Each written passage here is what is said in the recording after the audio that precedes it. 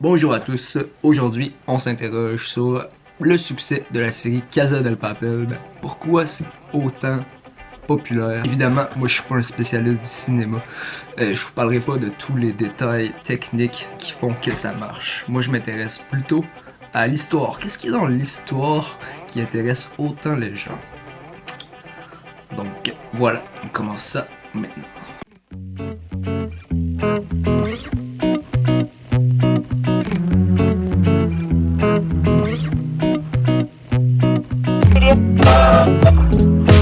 Dans son livre David contre Goliath, Malcolm Gladwell nous raconte cette histoire qu'on connaît tous, mais d'une autre façon. On croit tous comprendre cette histoire alors qu'on s'est trompé depuis le début sur la leçon qu'il faut tirer de celle-ci.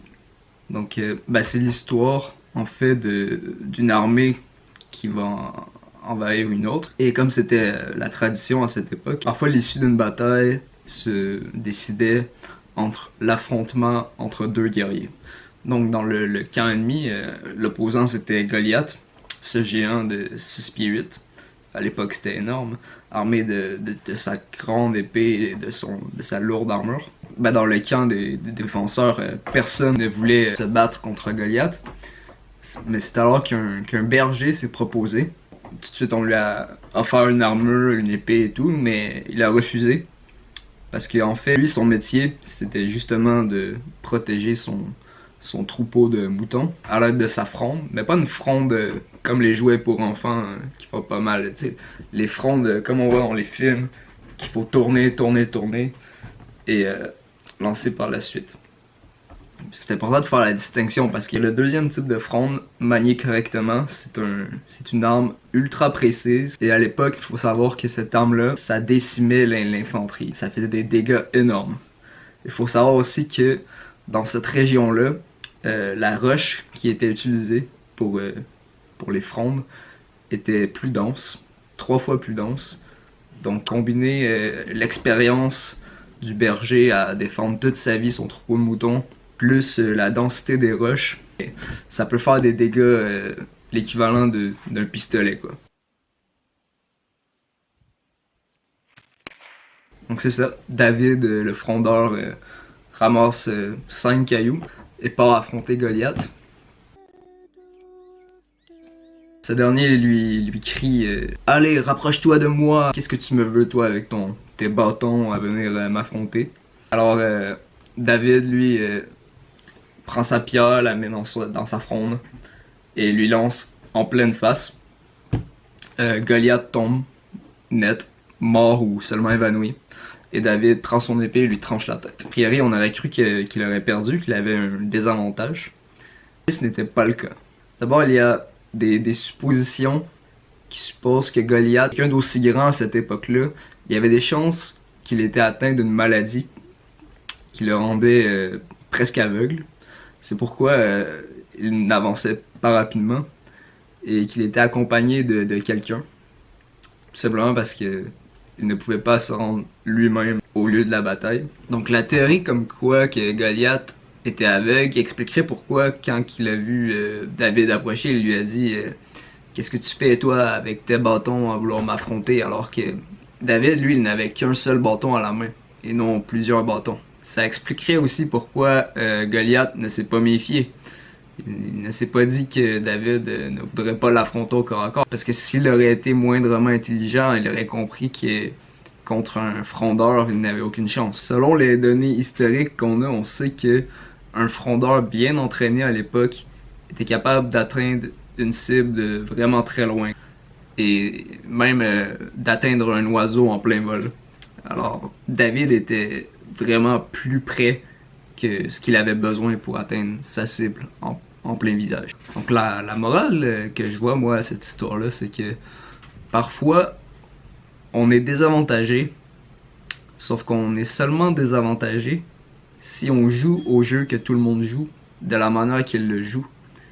Mais que parfois notre désavantage peut se transformer en avantage si, au lieu de jouer au jeu auquel on est désavantagé, on joue au jeu auquel nous, on a l'avantage.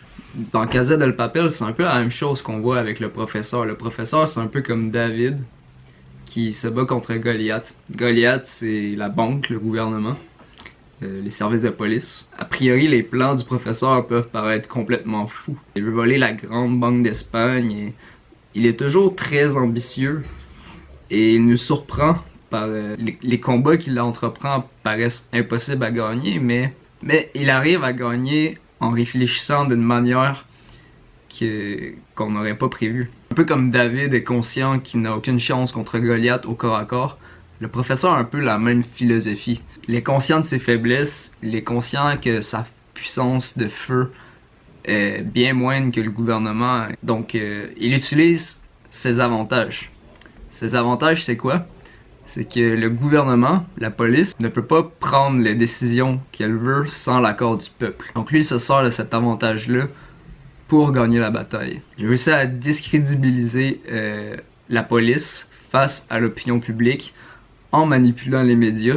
C'est souvent comme ça qu'il va se sortir de situations qu'on aurait cru désespérées. Pour prendre un autre exemple, au lieu de prendre le chemin évident, puis de passer par un passage qu'il sait que le gouvernement sait qu'il existe, donc s'il prend cette solution-là, il sait que c'est perdu d'avance, il est prêt à employer des moyens qui semblent beaucoup plus difficiles, c'est-à-dire par exemple creuser un tunnel par lui-même, alors que ça semble complètement irréaliste. C'est pourtant la seule solution envisageable et la seule solution qui va le mener vers la victoire. On peut aussi penser au fait qu'il va se lier d'amitié avec la chef de la police, chose qui peut sembler complètement absurde et fou, mais pourtant, c'est la meilleure chose à faire encore une fois. C'est ça qui va lui permettre de s'en sortir, de réussir à infiltrer quelqu'un.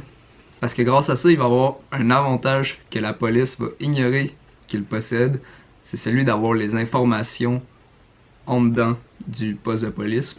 À la base, le professeur est désavantagé, donc la seule façon qu'il peut avoir l'avantage, c'est en basant sa stratégie sur le fait que la police ne doit pas savoir ce qu'il va faire.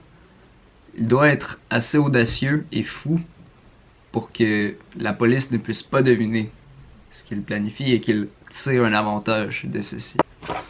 Donc pour moi, la raison pour laquelle Casa del Papel, ça séduit autant le public, c'est qu'on aime ces histoires-là où le personnage semble perdu d'avance et n'avoir aucune chance, mais que grâce à sa créativité et sa façon de penser outside the box, parvient à trouver des avantages et les appliquer pour gagner la bataille. Je pense que des séries comme ça, des histoires comme ça nous inspire parce que ça nous invite à reconsidérer nos rêves sous un autre angle. Peut-être que nos rêves étaient impossibles parce qu'on voulait les réaliser de la manière que tout le monde les réalise, et peut-être qu'il existe d'autres manières qui sont plus adaptées à nous, qui sont plus adaptées à nos faiblesses et à nos avantages. Parce qu'au fond, si le professeur, lui, est capable de voler la grande banque d'Espagne, eh bien, toi, tes rêves, pourquoi tu serais pas capable de les réaliser? Je veux dire, tes rêves sont probablement beaucoup plus modestes que voler la grande banque d'Espagne et beaucoup plus facile à réaliser. Donc voilà, petite vidéo inspirée par cette série géniale que je vous invite à regarder. Ça est le livre de Malcolm Gladwell, David contre Goliath. J'espère que cette vidéo vous a plu. Si c'est le cas, laissez un pouce bleu, abonnez-vous, partagez. Et je vous dis à la prochaine. Salut!